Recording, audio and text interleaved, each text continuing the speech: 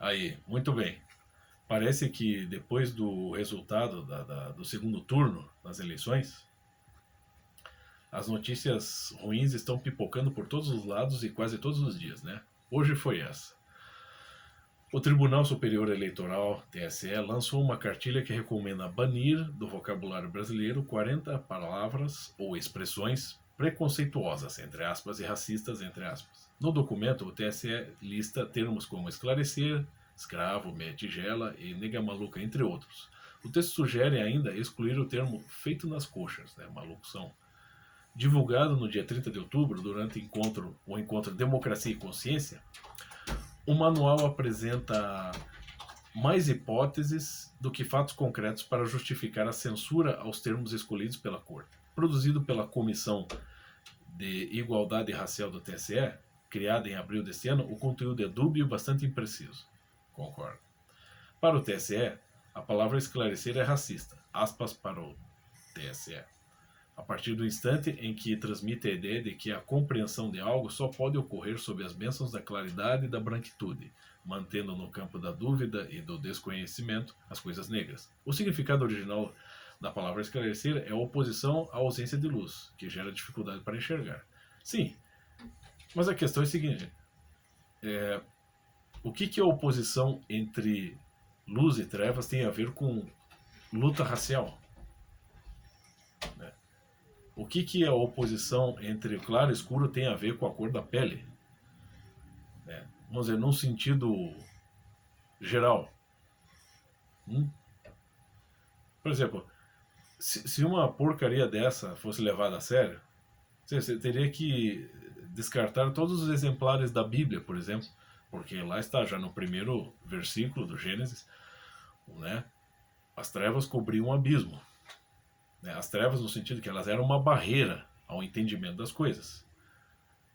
Ou seja, são termos perfeitamente lógicos.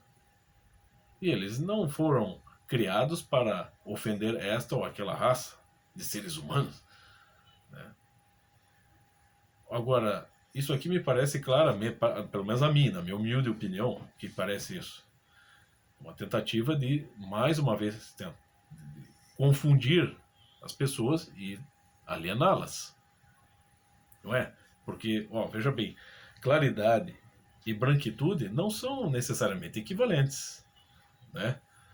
Negro e trevas também não são necessariamente equivalentes. Né? Eles podem ter...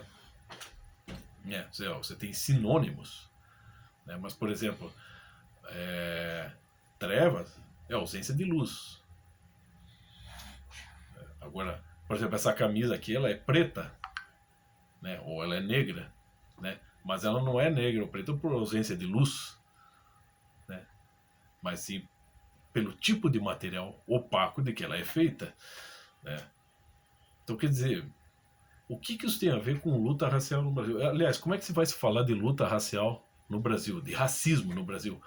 Um dos povos mais miscigenados do mundo. E outra, né? É questão de preconceito? Beleza, mas preconceito existe dos dois lados. Aí, negão, aí, branquelo. Meu apelido na escola, na minha infância, era frango de macumba, porra. Daí, né? É claro que parece que no Brasil o peso maior dos, vamos dizer, dos apelidos e dos adjetivos, nesse sentido pejorativo, caiu muito mais sobre os negros.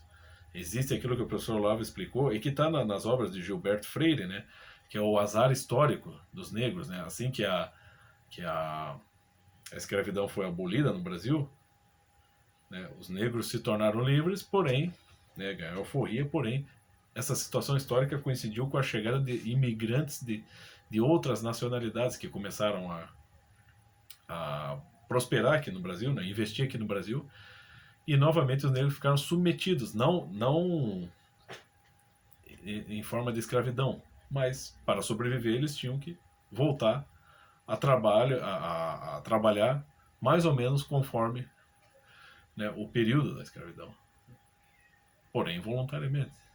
Né? Quer falar de racismo aqui no Brasil? Bom, então não se esqueça, já que é assim, não se esqueça que quem aboliu, né, as pessoas responsáveis pela abolição da escravidão no Brasil foram pessoas brancas e pertencentes à monarquia e não à república. Né? Então, é claro que assim, vamos também considerar o seguinte: o povo brasileiro é um povo esculhambado, sarrista e piadista. Quem de fato vai levar a sério? Quem vai rezar uma cartilha dessa? É fato também que uma parcela da população brasileira, como em muitos outros países, na atualidade, não acho que são parcelas significativas que representem os países, muito menos aqui o Brasil, mas essa parcela está, de fato, cooptada aí pelo movimento revolucionário, ou seja, aquilo que eu sempre gosto de citar do César Augusto Avelar Coutinho sobre a nova consciência, novo senso comum, né, o patrulhamento ideológico, a formação da personalidade politicamente correta que se deu ao longo de décadas. Muita gente caiu nessa narrativa. Muita gente já saiu também. Ele fala que o politicamente correto é aquele tipo que traçou um círculo de giz em torno de si, se encerrou numa prisão sem muros, sem grades. Né? Por quê? Porque ele se sujeitou ao patrulhador ideológico, né? Que está sempre ali para acusá-lo de tudo, conforme o vocabulário que o mesmo utilize, né? Que a pessoa utilize. Então muita gente caiu nessa, mas muita gente já se libertou dessa, porém muita gente segue. Eu percebo que pessoas, né, a geração aí que está chegando, assim, muitos muitos adolescentes hoje estão presos dentro vamos dizer, desta nova consciência. Ah, você não pode xingar a pessoa de negra, de preta, porque você vai estar cometendo bullying, essa coisa toda, né? Então, é claro que essas pessoas que se tornam politicamente corretas também se tornam pessoas intratáveis, personalidades intolerantes, inflexíveis, né? E basicamente antissociais. Não representam o povo. Não representam as raízes do povo, não representam a origem do povo. Entendeu? Então é claro que estão errados. Então é claro que uma coisa é como o professor lá falou, citando lá o Machado de Assis, o Alienistas, tinha que um país que leva a sério um troço desse tem que ser internado. O país inteiro deveria ser internado, né, para levar um negócio desse a sério. Você entende? Ainda mais questão racial. Se é questão racial, se é questão de cor de pele, é negro, é branco, é amarelo, é vermelho. Bom, é algo também bastante complexo. Não existe aquilo que aprendemos em biologia, o que é fenótipo e genótipo, né? São dois termos aí científicos, né? Mas que podemos, né, vamos dizer assim, buscar no dicionário. Né? Fenótipo é aquilo que é exterior, e genótipo é aquilo que é interior, que é aquilo que é inato em nós. Né? Genótipo, a própria palavra diz, né, de genes.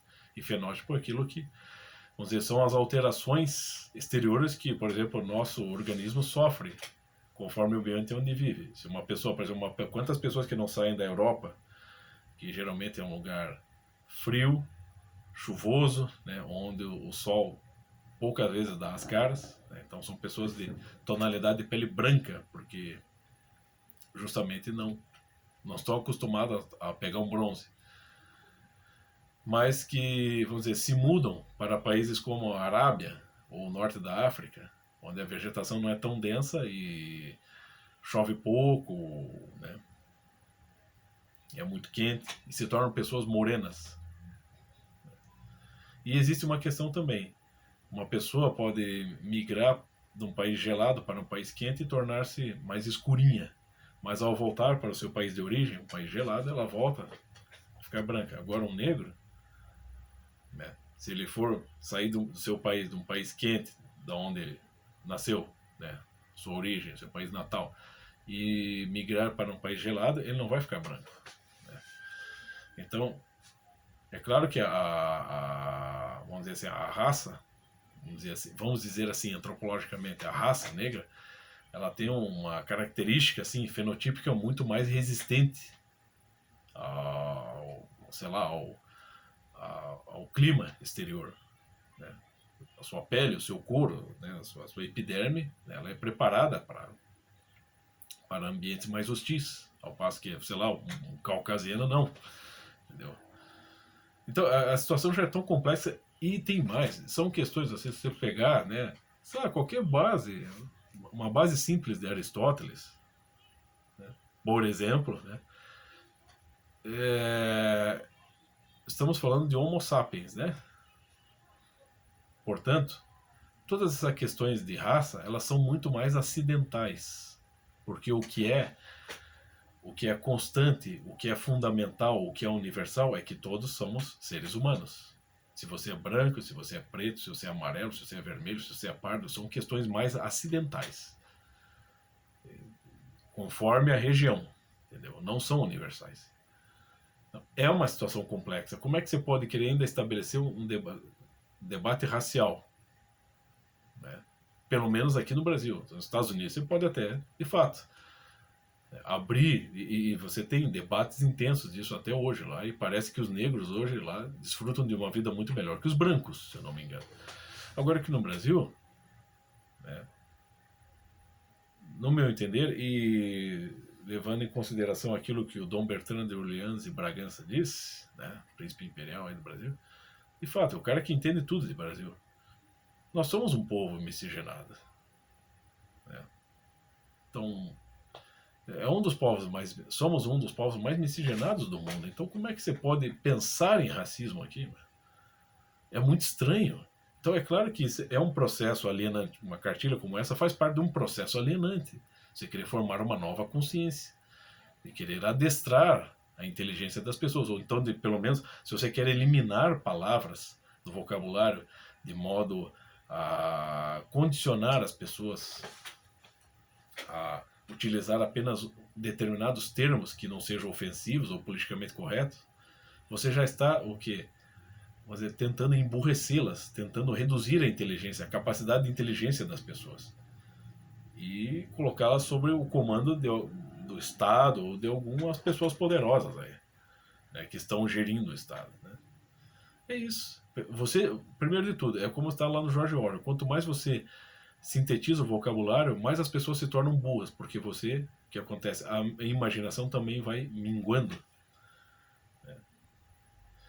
Só o fato de existir comissão de igualdade racial, né, fundada pelo TSE, já é um absurdo, no meu entender, e é algo bastante. Isso sim é racista, porque você está tentando, por meio de um instituto desse, uma comissão dessa, tratar de forma distinta um determinado grupo de pessoas, mas de forma distinta, assim, constrangedora.